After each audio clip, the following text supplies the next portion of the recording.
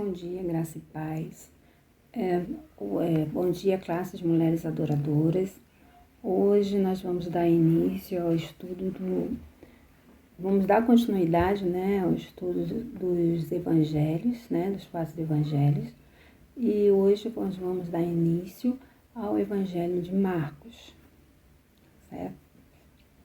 Esse livro de Marcos é um dos 4 evangelhos segundo Jesus Cristo. Esse livro é a biografia de Jesus Cristo destinada aos leitores gentios, os não-judeus. Foi escrito por João Marcos, primo de Barnabé e companheiro em viagens missionárias do apóstolo Paulo. Mas antes de começarmos esse primeiro estudo, nós vamos fazer a nossa oração. Amém? Oremos. Senhor Deus e Pai, graças damos a Ti, ó Deus, por mais um dia na Tua presença, um dia no qual o Senhor separou para que o Seu nome venha a ser louvado e glorificado. Um dia no qual nós estamos adorando o Teu santo nome. Pai amado, em nome de Jesus, apresentamos a Ti esse estudo, que venha a ser tudo para a honra e glória do Teu nome. Deus, nos dê discernimento do Teu Espírito Santo, que nós possamos aprender, ó Deus, com as Suas Escrituras e que possamos não somente ficar retido esse ensinamento, mas que nós possamos aplicar, possamos praticar conforme a Tua vontade, meu Deus. Em nome de Jesus, eu te louvo e te agradeço. Amém. Então, nós vamos falar hoje sobre, está lá em Marcos, a passagem de hoje, está no livro de Marcos, no capítulo 2, do versículo 18 ao 22. Jesus é interrogado acerca do jejum. Esse é o subtítulo. Os discípulos de João e os fariseus estavam jejuando. Algumas pessoas vieram a Jesus e lhe perguntaram: por que os discípulos de João e dos fariseus jejuam, mas os teus não? Jesus respondeu: como podem os convidados do noivo jejuar enquanto este está com eles? Não podem enquanto tem consigo. Mas virão dias quando o noivo lhes será tirado, e nesse tempo jejuarão. Ninguém põe remendo de pano novo em roupa velha, pois o remendo forçará a roupa, tornando pior o rasgo. E ninguém põe vinho novo em vasilha de couro velha. Se o fizer, o vinho rebentará a vasilha, e tanto o vinho quanto a vasilha se estragarão. Ao contrário, põe-se vinho novo em vasilha de couro nova. Em outras traduções dizem odres novos, odres velhos. Então, hoje nós vamos... Jesus foi interrogado acerca do jejum. Então, qual o significado da palavra jejum? Jejum é a abstinência total ou parcial de alimentos por um período de tempo definido e propósito específico.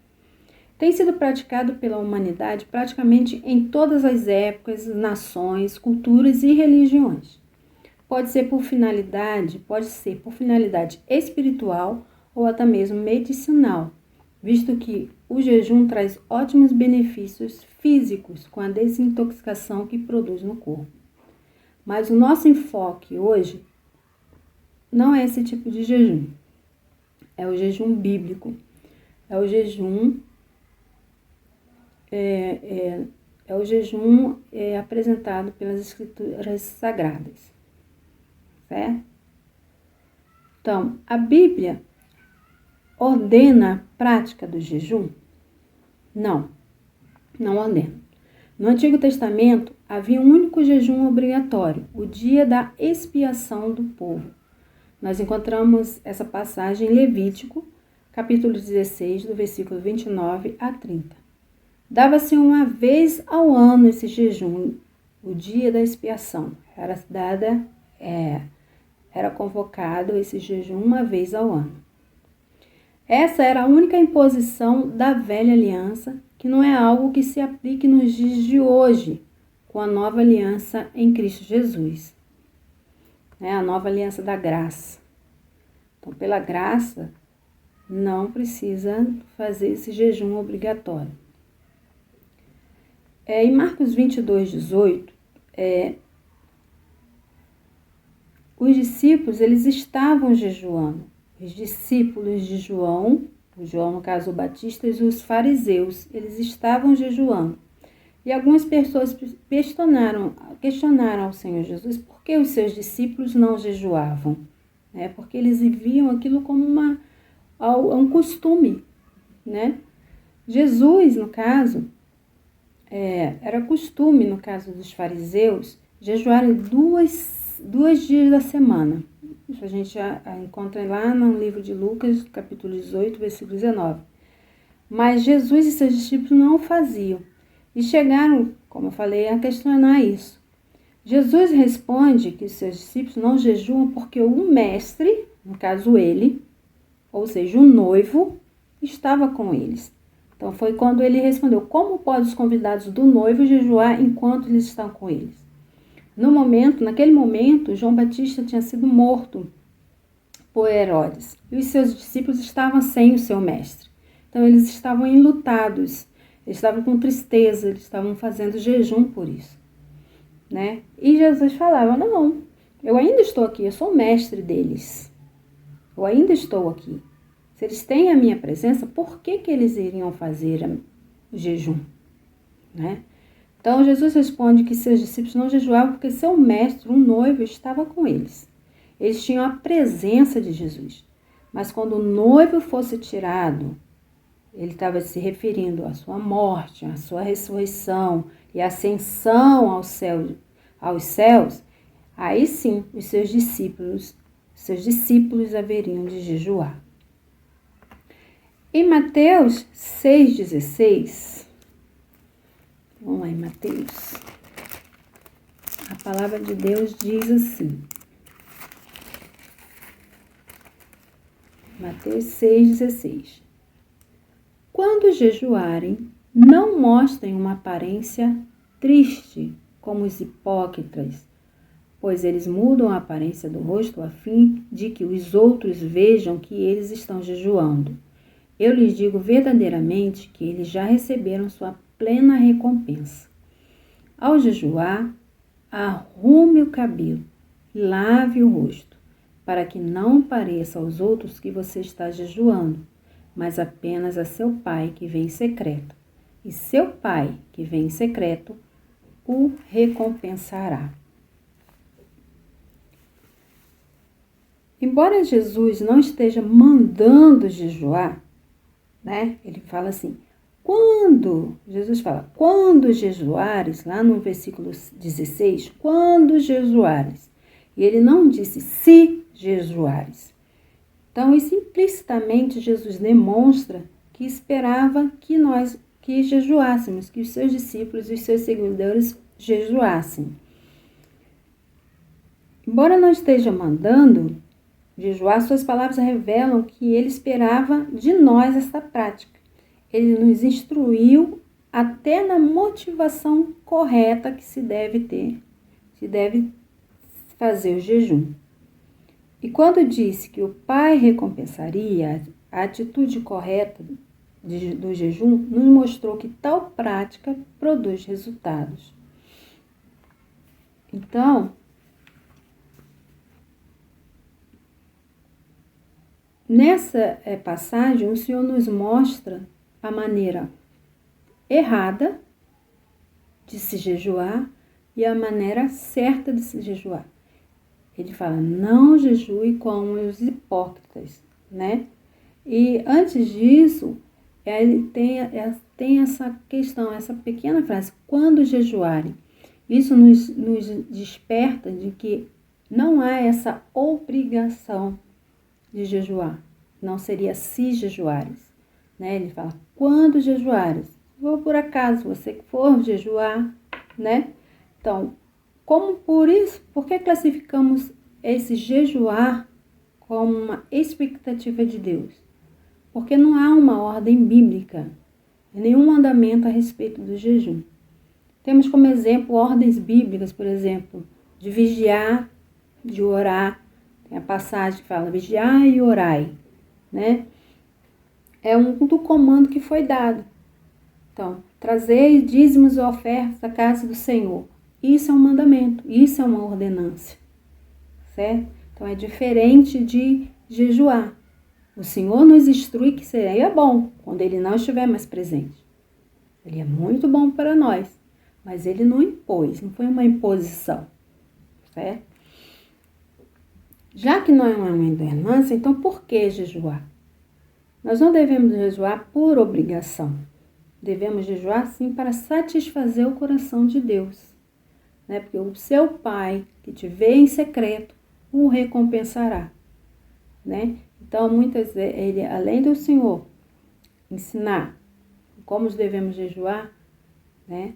Ele fala que devemos jejuar para satisfazer o coração de Deus. Se há uma expectativa de jejuar, isso deveria ser uma parte de nossas vidas. E Jesus nos ensina a jejuar de forma correta. Ele mostra o errado e nos mostra o certo, como devemos fazer. Deus não quer que soframos, passamos fome, né? Ele só quer que possamos desfrutar dos seus benefícios através desse jejum. E começa com o nível de comunhão com Ele. O nível de comunhão que pode se tornar bem mais intenso e profundo. Em Mateus 6:1, se a gente for lá em Mateus 6:1, diz assim: tenham o cuidado de não praticar suas obras de justiça diante dos outros para serem vistos por eles. Se fizerem isso, vocês não terão nenhuma recompensa do Pai celestial. Por quê? Vou continuar.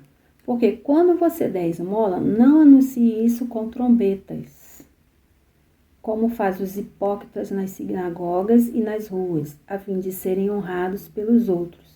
Eu lhes garanto que eles já receberam sua plena recompensa. Mas, quando você der esmola, que a sua mão esquerda não saiba o que está fazendo a direita, de forma que você preste a sua ajuda em segredo, e o seu Pai, que vê o que é feito em segredo, o recompensará. E Jesus ensina como fazer a maneira correta.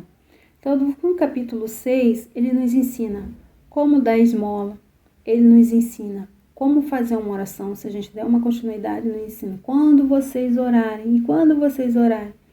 Então, nos mostra como fazer uma oração. Ele nos ensina a oração do Pai Nosso, como devemos orar. E até que a gente chega no texto em questão, que é o capítulo 6:16, de como nós devemos jejuar.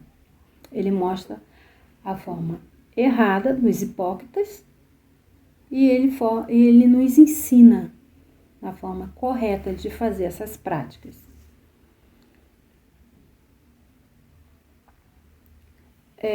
Sempre quando ele mostra esses exemplos da esmola, de oração e do jejum, sempre diz: o teu Pai que vem em secreto te recompensará. Isso é um benefício direto que vem de Deus.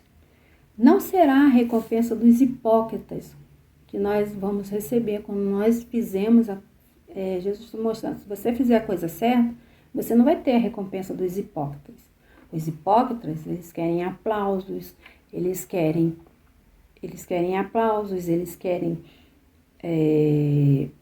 promoções, admirações das pessoas, né? Eles gostam de se autopromover. Esses são os hipócritas. As recompensas, eles podem até ter as recompensas deles. A recompensa qual seria? A recompensa humana, que vem do homem. Mas aquele que está ligado com Deus, que está realmente conectado com o Senhor, aí sim vai ter essa recompensa que o Senhor Jesus fala nas Escrituras. O teu Pai que vem em secreto te recompensará. Se você fizer correto, sem alarde, né?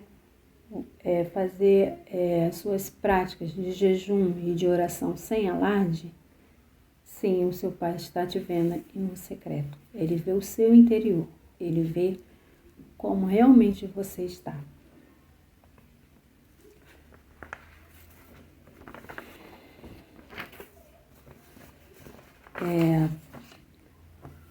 Os fariseus, eles jejuavam 2 vezes na semana, como já foi dito lá em Lucas 18, 12. Jesus, ele dizia que ele não dizia que era errado jejuar 2 vezes na semana. Ele não condenou isso. A condenação, ele estava criticando, condenando a atitude da prática. A prática ele não condenou, mas ele estava condenando a atitude da prática. É o errado, como eles estavam fazendo, como esse fariseu estava fazendo. Isso é uma parábola que ele conta lá em Lucas 18. É uma parábola falando do fariseu e do publicano. Então, o fariseu se orgulhava na presença do Senhor, enquanto que o publicano ele se humilhava na presença do Senhor. Então, essa era a diferença. O Jesus estava mostrando o erro desse fariseu.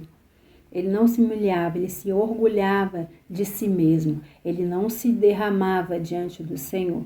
Ele não se despia da sua capa. Ele não se desvaziava para que o Senhor viesse preenchê-lo.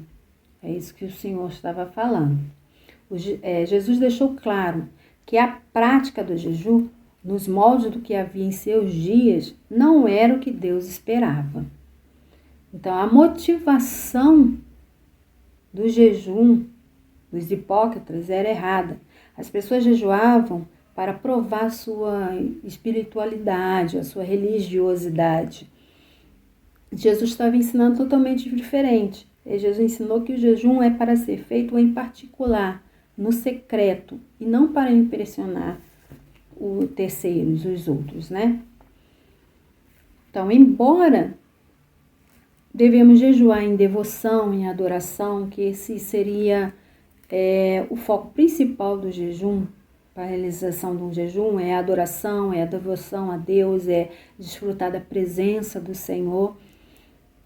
Há relatos na Bíblia de cenários de crise pessoal, coletiva ou social de uma nação que foram enfrentadas com jejum. Nós temos como exemplo a crise pessoal, que no caso Davi, em 2 Samuel 12, do versículo 16 a 23, Davi jejuava a favor da vida de uma criança, que jejuava e orava a favor de uma vida de uma criança que nascera de Betseba. É uma criança que nasceu do fruto do seu adultério, do fruto do homicídio de Davi. Então, essa criança, ela estava enferma à morte. E Davi estava clamando, jejuando, orando, pedindo ao Senhor por essa criança.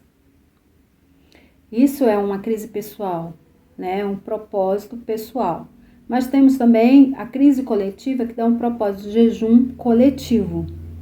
Nós temos em 2 Crônicas, no capítulo 20, do 13, onde Josafá apregou o jejum em todo o Judá quando estava sob risco de ser vencido pelos moabitas e amonitas. Então, ele levantou o Judá inteiro para jejuar e orar por essa causa. Isso é uma causa coletiva de jejum. Nós temos também, hoje, um exemplo muito claro na pandemia, nessa pandemia do coronavírus, né? Que igrejas estão se levantando para fazer um único jejum, né? O jejum coletivo, por essa pandemia que o Brasil está passando, uma crise coletiva.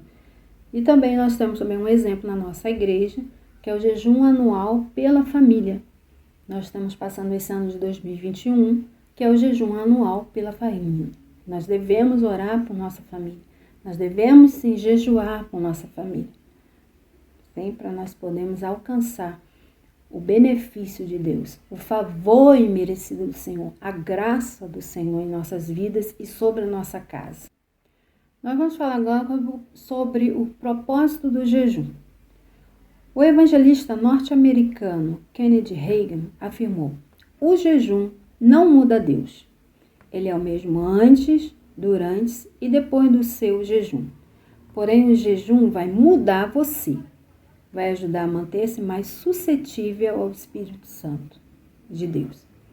O jejum não tornará Deus mais bondoso e misericordioso conosco. Ele está ligado diretamente a nós. A nossa necessidade de romper barreiras e limitações da carne.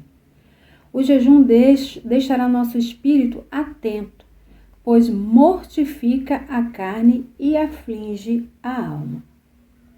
A Escritura Sagrada ensina que a carne milita contra o Espírito. E a melhor maneira de receber o vinho, o Espírito Santo, é dentro de um processo de mortificação da carne.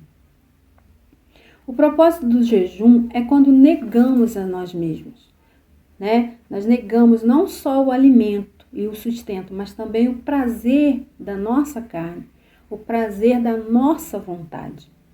É a ideia de mortificação da carne. E isso está exposto nas Escrituras.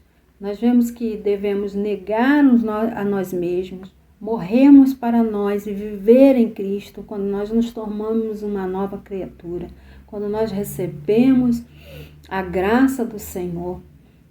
Nós estamos crucificados com Cristo. Quando nós recebemos Jesus Cristo como nosso único Salvador, nós negamos a nós mesmos, nós morremos junto com Ele na sua crucificação. E nós vivemos para Cristo. Isso é a ideia de mortificação da carne.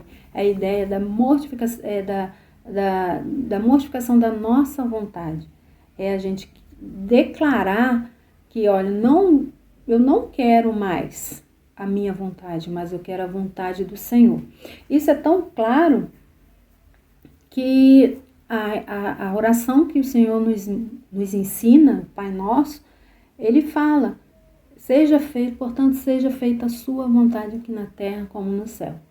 Né? A nossa, sempre dito, quando nós fazemos uma oração, nós devemos sempre colocar: Senhor, minha vontade é essa, mas eu sei que o melhor é a sua vontade. Então, que não seja feita a minha vontade, mas a sua vontade na minha vida. Deus, eu estou jejuando, estou orando por esse propósito. Mas, Senhor, se não for da tua vontade, amém.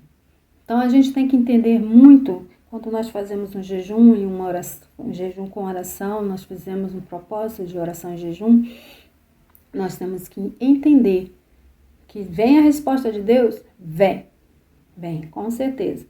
Mas a resposta do Senhor nem sempre é a resposta que nós queremos ouvir. Muitas vezes nós vamos orar, vamos jejuar, já pensando na resposta. Deus vai me dar essa resposta porque é a minha vontade. Não é isso que Deus quer. Não é. Porque a gente tem que entender que a vontade de Deus pode ser sim, não e espera. E por que essa mortificação da carne? Por que o jejum ajuda na mortificação da carne? Porque você tem que estar preparado para essa resposta. Porque se eu e você estivermos nessa vontade, na nossa emoção, na vontade da nossa alma, o que acontece? Pode vir uma resposta que você não quer ouvir e você não aceita. Então, quando nós estamos com a mortificação da carne, quando não é mais a minha vontade, fala assim, seja feita a tua vontade, nós vamos entender qual é a vontade de Deus. Temos esse exemplo, que é o exemplo que eu acabei de dar de Davi. Davi chorou por aquela criança, ele queria que aquele filho dele vivesse, mas Deus não permitiu. O que aconteceu? Ele estava jejuando, ele estava sem comer, ele estava vestido de saco, mas quando ele recebeu a resposta de Deus, a criança morreu, foi dito para ele que a criança não sobreviveu, ele se levantou, ele se arrumou, ele trocou as suas vestes, ele se arrumou e foi comer. Ele aceitou a vontade de Deus. Então, Davi estava pronto para aceitar o não do Senhor. E depois desse não, o Senhor ainda abençoou Davi com seu filho Salomão. Seu filho Salomão, que Deus escolheu para construir o templo do Senhor. Então, temos que saber qual é a vontade de Deus, certo? Então, isso que o norte-americano Kenneth Hagin afirma, o jejum que nós fazemos não muda Deus, não muda a vontade de Deus. Ele é o mesmo, Deus vai ser sempre o mesmo, antes e depois do seu jejum. Mas ele vai mudar a nós mesmos. O jejum nos muda, para a gente poder ser suscetível ao Espírito Santo de Deus, suscetível à vontade do Senhor.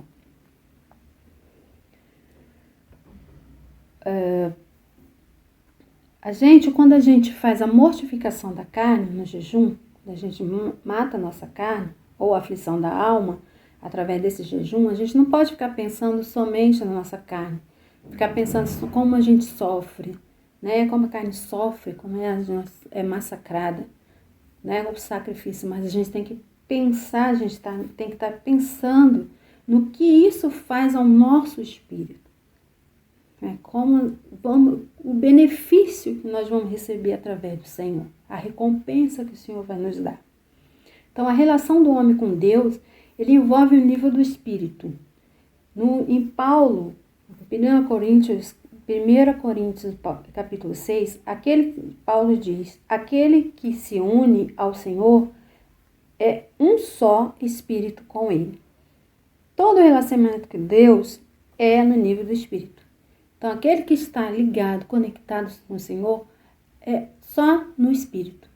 Só no Espírito. Só as coisas de Deus só se entende quando você está no Espírito. Na carne, não. Por isso, essa necessidade que Jesus sempre fala da mortificação da carne, da nossa carne.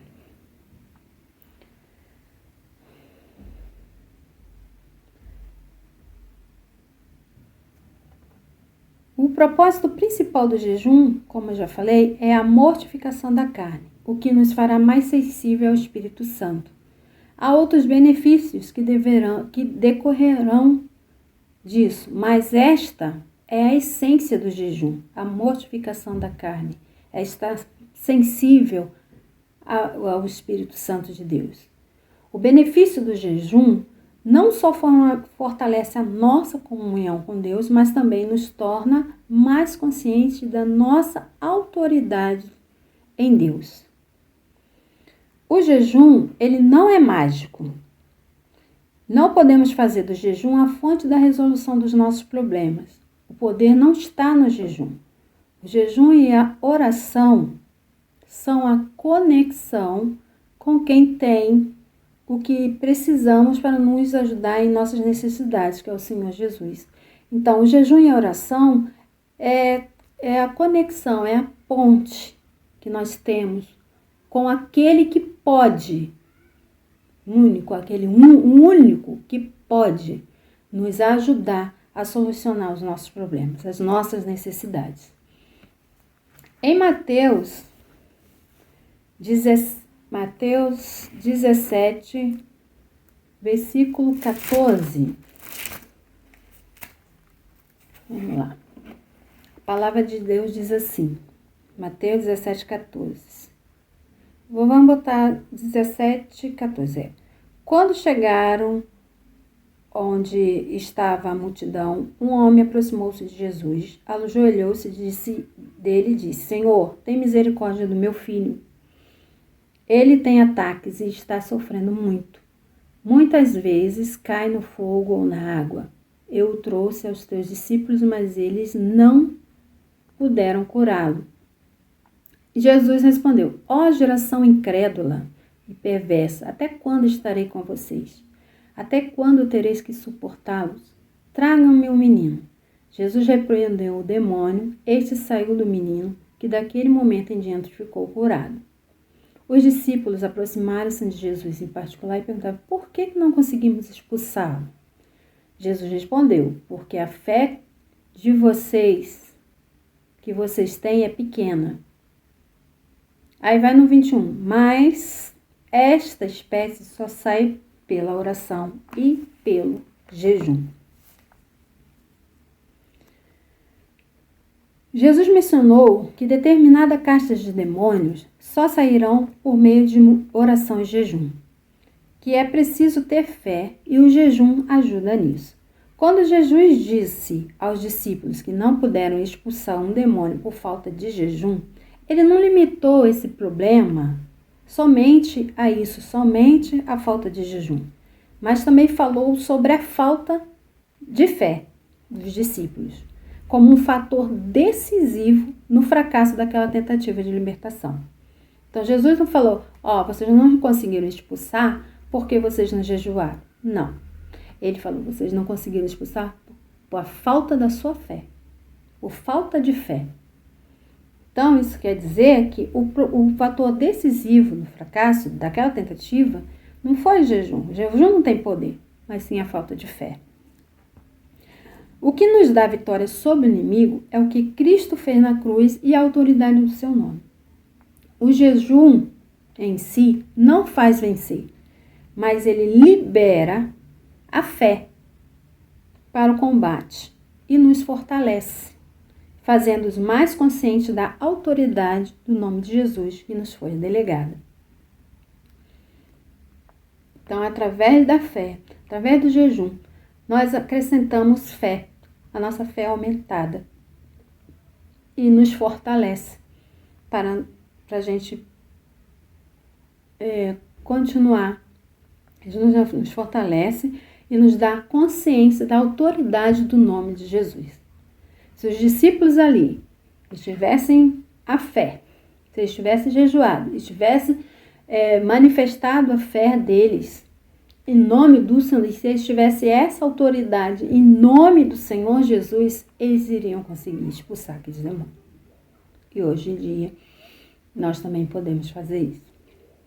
No nome de Jesus. Pela fé, pela graça. Apesar do propósito central do jejum ser a mortificação da carne, vemos vários exemplos bíblicos de outros motivos para tal prática. Então, o jejum, o propósito central do jejum é a mortificação da carne. Mas em vários exemplos na Bíblia, da prática do jejum, com outros propósitos. Temos o propósito da consagração, que está em Números, capítulo 6, do versículo 3 ao 4, que é o voto do nazireado, que envolvia a abstinência e o jejum de determinados tipos de alimentos. Nós temos também, na Bíblia, né? Nós encontramos na Bíblia também, o propósito de jejum e oração para arrependimento de pecados, está no 1 Samuel, capítulo 7, no versículo 6, onde Samuel e o povo jejuando em Mispa com o sinal de arrependimento de seus pecados. Temos o propósito de luto, também está em 2 Samuel, capítulo 1, versículo 2, que Davi jejua em expressão de dor pela morte de Saul e Jonatas e depois de Abner. Temos também aflições, propósitos de jejum para aflições, 2 Samuel, capítulo 12, do 16 a 23, onde Davi jejua, que já foi falado, pela criança que nascera de Betseba, que estava enferma, à beira da morte. Em situações de enfermidade, está em Salmos 35, 13, que Davi jejuava e orava por outros que estavam enfermos. Tem situações de intercessão, está em Daniel, capítulo 9, versículo 3, e capítulo 10, versículo 2 e 3, onde Daniel orava por Jerusalém e o seu povo, que estava cativo.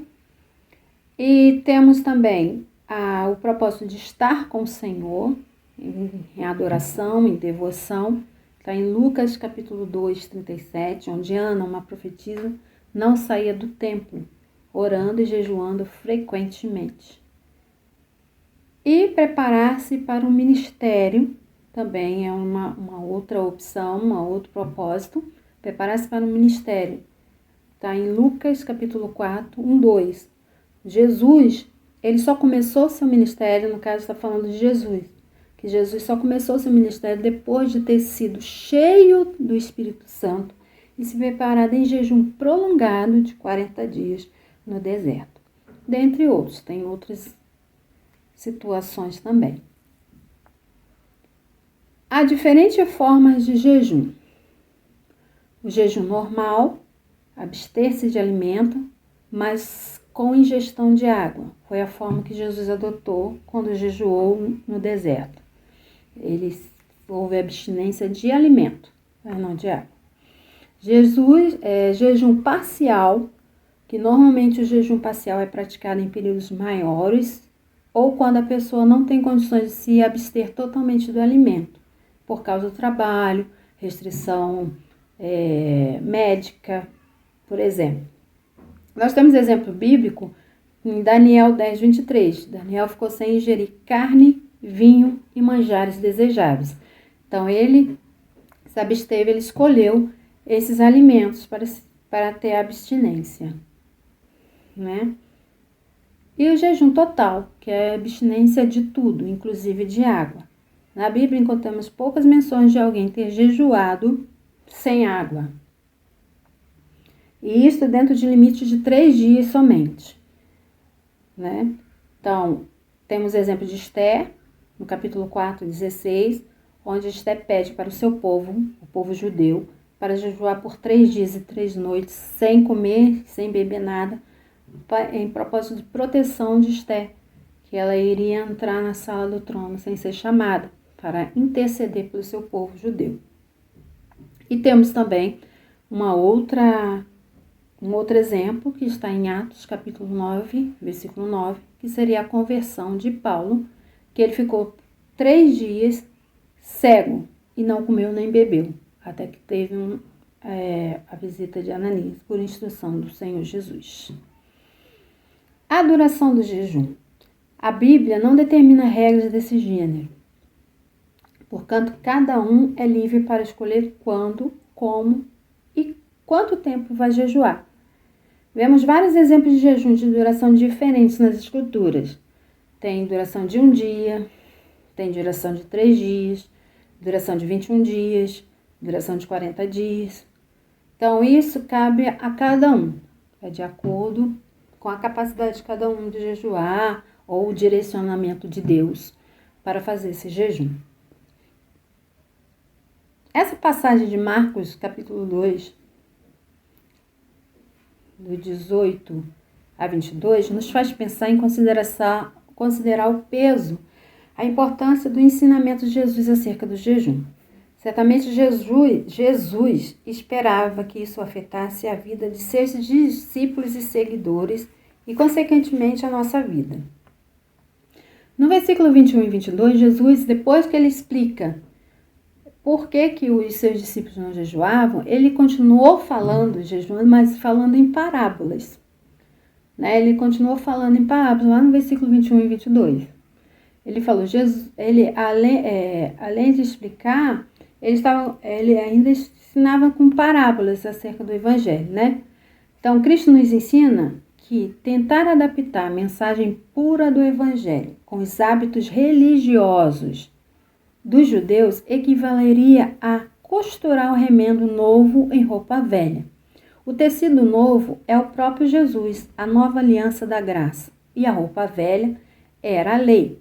Todo o sistema religioso que dominava os fariseus, os escribas e os religiosos da época, que não compreendiam os requisitos para o novo reino, que era o arrependimento, que Jesus sempre pregava o arrependimento, o perdão e o novo nascimento. O odre, que era a vasilha de couro de animais, era um recipiente feito com pele de animais, que era devidamente preparada. mas com o passar do tempo envelhecia e secava. O vinho era o suco extraído da uva, que fermentava naturalmente dentro do odre. Portanto, quando se fazia o vinho novo, era sábio colocá-lo num recipiente de pele, que não arrebentasse na hora em que o vinho começasse a fermentar. E o melhor recipiente era o odre novo. Com essa ilustração, Jesus estava nos ensinando que o vinho novo que ele traria, depois que é o Espírito Santo de Deus, deveria ser colocado em odres novos. E o odre, ou o recipiente de vinho, é o nosso corpo, ou seja, o vinho novo seria o Espírito Santo e o odre novo seria o nosso corpo. Então, diz a palavra de Deus que o nosso corpo é templo do Espírito Santo de Deus. O Espírito Santo de Deus habita em nós. Então, a Bíblia está dizendo que com isso, que o jejum tem poder de nos renovar o nosso corpo. A Escritura ensina que a carne milita contra o Espírito e a melhor maneira de receber o vinho, o Espírito Santo de Deus, o vinho novo, é dentro de um processo de mortificação da carne. Que aí você prepara o seu corpo que tira todos os seus desejos, todas as suas vontades, todas as suas vontades da alma, para receber a vontade do Senhor e receber o Espírito Santo e entender a vontade do Senhor em nossa vida, certo? Então, que nós possamos ser esse odre novo para poder receber o vinho novo. Então, Jesus está dizendo que a gente tem uma novidade de vida, o Evangelho. O Senhor estava apresentando uma novidade de vida, o Evangelho de Cristo. Então, é tudo novo. Não adianta ter roupa velha, mas é roupa nova, receber o novo de Deus. É para nós podermos receber o novo de Deus. É isso que Jesus estava querendo dizer nessa passagem, certo? Então, agradecemos a Deus por mais esse ensinamento. Espero que possamos praticar os ensinamentos do Senhor em nossas vidas. Amém? Deus abençoe a todos vocês, tenham um ótimo culto e até a semana que vem, se Deus quiser.